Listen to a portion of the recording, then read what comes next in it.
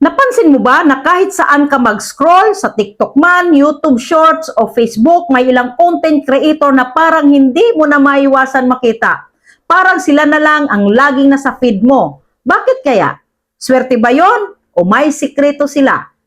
Sa video na ito, pag-uusapan natin bakit ganito ang nangyayari at kung paano mo rin pwedeng gawin para maging visible sa maraming tao.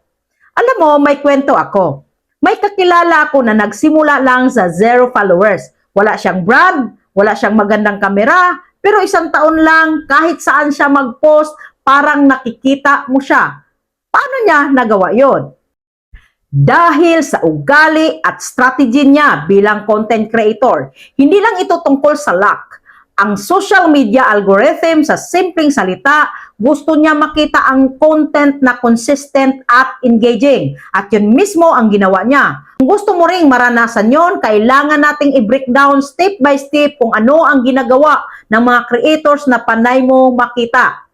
Una, consistency talaga. Una sa lahat, always consistency. Hindi ka lang basta mag-post minsan sa isang linggo at aasa sa swerte. Ang mga content creator na laging nakikita mo ay nagpo-post regularly, araw-araw o kahit ilang beses sa isang araw.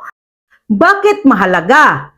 Dahil mas marami kang opportunity na maipakita ang content mo sa audience at nakikita ng algorithm na active user ka.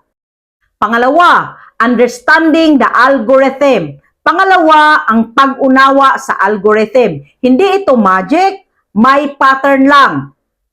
Halimbawa, anong oras mas active ang followers mo? Anong format ang pinapansin ng audience? At anong topic ang trending?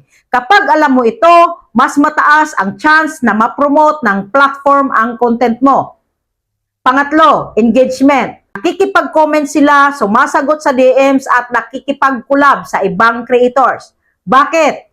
Kasi social media loves interaction. Kapag maraming taong nagre-react o nagko-comment sa content mo, mas marami ang makakakita nito. At kailangan, hindi lang po dapat posting ang ginagawa mo. Dapat lagi ka rin nagko-comment sa kapwa creators para hindi ka makakalimutan ng algorithm at ng audience mo. Pang-apat, branding. Pang-apat itong personal brand. Madali silang ma-recognize. Pwede sa kulay, sa style ng video o sa tone ng personality nila. Kahit sa unang tingin mo sa feed, alam mo na yan ang content niya. Brand equals memorability. Kung hindi ka memorable, madali kang makakalimutan. Panglima, patience and persistence.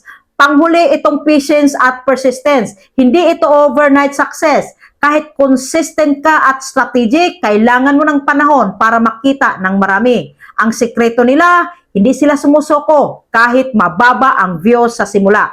Tinitingnan nila ito bilang journey, hindi instant result. Kung gusto mo rin maging panay nakikita sa feed ng audience mo, regular posting ka kahit 1 to 2 times a day. Number 2, pag-aralan kung anong content ang trending sa niche mo. Pangatlo, makipag-engage sa followers at creators. Pang-apat, i-build ang personal brand mo. Color, style, and tone. Panglima, huwag mawala ng pasensya. Consistency equals strategy equals visibility. Kaya sa susunod na makita mo ang ibang creator na laging nasa feed mo, tandaan mo, hindi lang ito luck. Ito ay disiplina, strategy at mindset. Kung gusto mo rin maging visible at successful, simulan mo ngayon. Maging consistent sa journey mo. At kung gusto mo pa ng tips kung paano gawing viral ang content mo, follow mo ako at samahan sa journey na ito. See you in my next video, Kamagnet.